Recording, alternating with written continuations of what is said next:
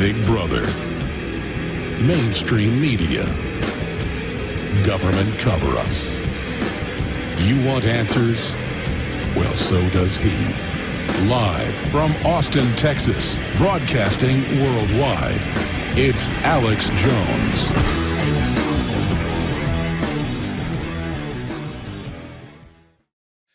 This is our little interview with Arpaio. It's about 8 minutes long. We'll play part of it now and go to break and play the rest when we come back. Then we have their head investigator in a longer interview.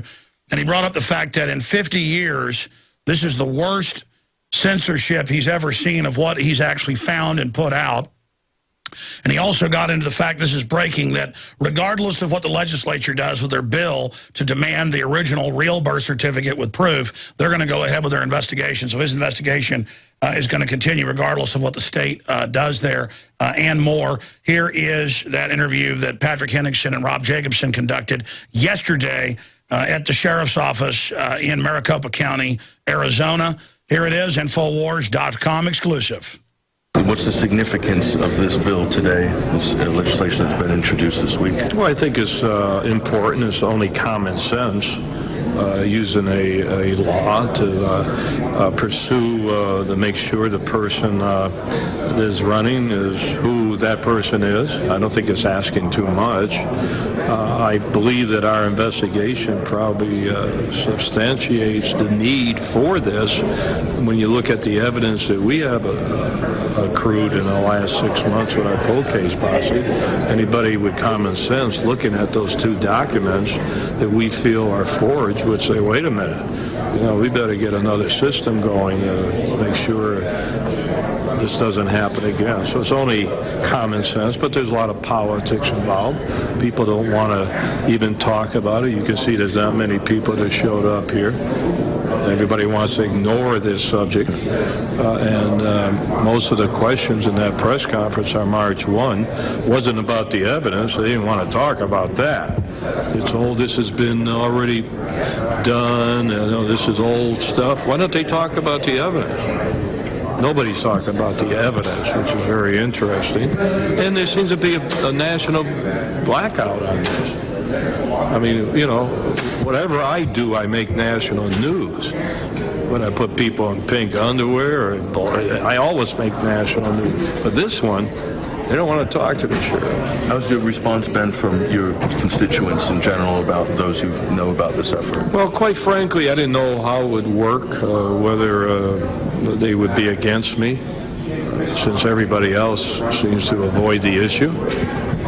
But it hasn't been as bad as I thought.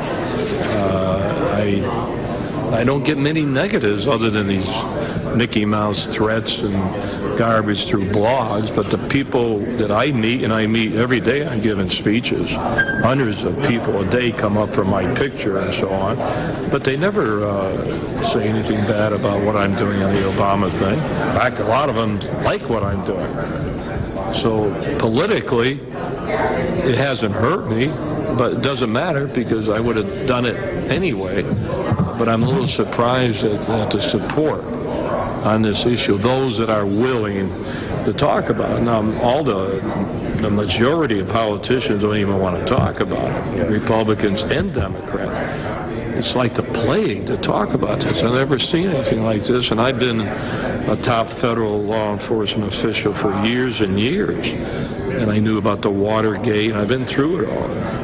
But I never seen this situation. What is it? Censored. Has Arizona got a higher standard of vetting? That's what's really being shown here? Is Arizona's That's what we'd like.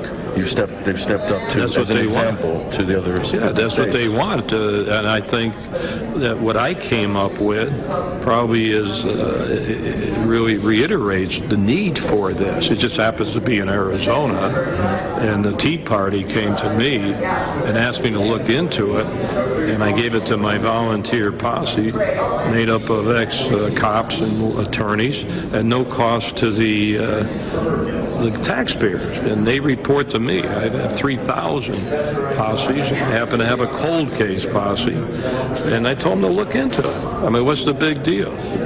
And when they did a good job in coming up with a lot of evidence So what should I do? Dump it in the wastebasket and forget it?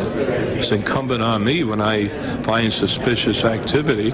If I can't handle it, give it to other authorities that can, if they will, and not drop it. So I'm not dropping this. I'm going to keep moving forward. All right, let me stop you right there. We're going to come back and play the rest of this. But here's the issue. We have inside sources inside the Sheriff's Department that have confirmed that Arpaio is fearing for his life from Obama, and that Arpaio has a lot more information than he's even released. The fact that there's probable cause and the birth certificate is clearly fake. No kidding. It's a fake typewriter computer font, because with a real typewriter, every strike is original, even of the same letter, because it splats. You hit the button with different force, it hits the ribbon.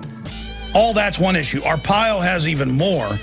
And we can confirm what our other source inside the department said, because we have Jerome Corsi, who's been told by the Sheriff's Department that they've gotten more security because they're worried about the White House coming after them, you name it. And so this is big news. We're going to come back with the rest of the interview straight ahead. Stay with us. Everything we said came true. Everything we've done's been right.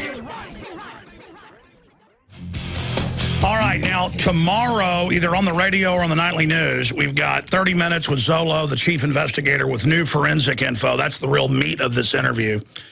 And then we've also got Jerome Corsi there. But we'll air part of it on the radio tomorrow, but undoubtedly all of it, unedited. Just the whole thing, we're going to put it up on the nightly news. David Icke tonight, 7 o'clock. Let's go to the rest of this piece with Arpaio there in Phoenix. And not drop it. So I'm not dropping this. I'm going to keep moving forward. How good is this team you've assembled, in your opinion? Well, they're ex-cops. Mike has done a great job on this, living this for 24 hours a day. And does just as good if he was full-time. But he's an ex-cop. He just doesn't get paid. But he has the authority under me, under the Constitution. I can swear in private citizens called the posse, and they have the same coverage as a regular deputy. They just don't get paid. So isn't this great? So I can't get all the public to say you're wasting taxpayers' money. I decided to do this right off the bat because the media would be after me. Why are you wasting taxpayers' money? Although right now, at this point in time, I could use regular deputies. We're talking about 2 possible fraud and forgery cases.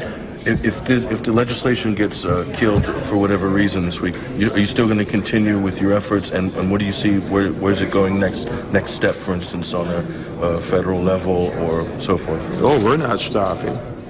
Whether it's passed or not passed, we're going to continue doing our job. This would just help us a little. Actually, this was passed last year.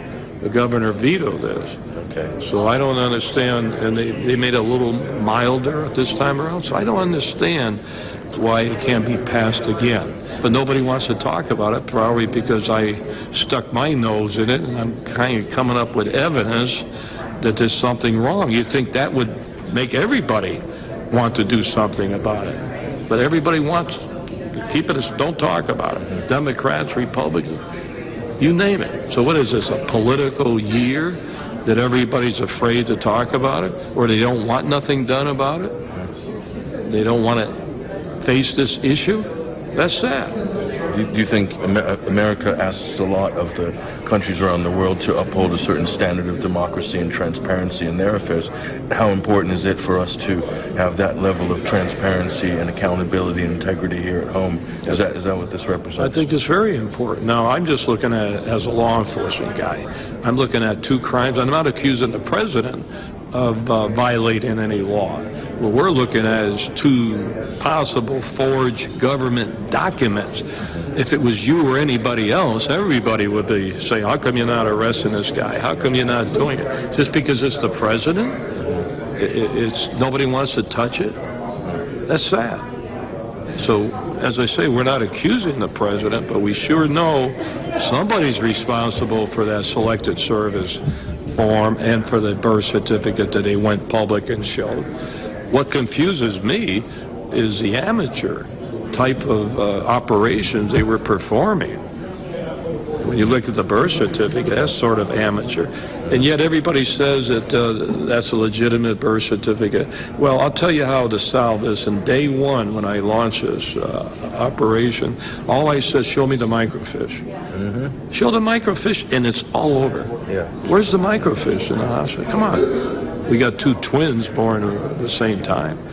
So just show us the microfiche. Another thing that's suspicious, sometimes I have a conspiracy theory, is the fact we went to the archives in Washington and looked at all the immigration forms up to August 1, 1961, and then August 7th, but there's a whole week missing when he was born.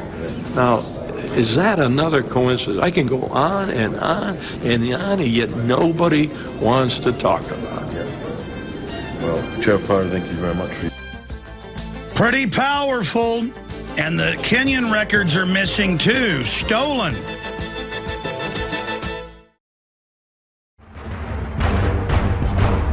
Ask yourselves, what are you doing in this time of great challenge? What are you doing to unlock minds?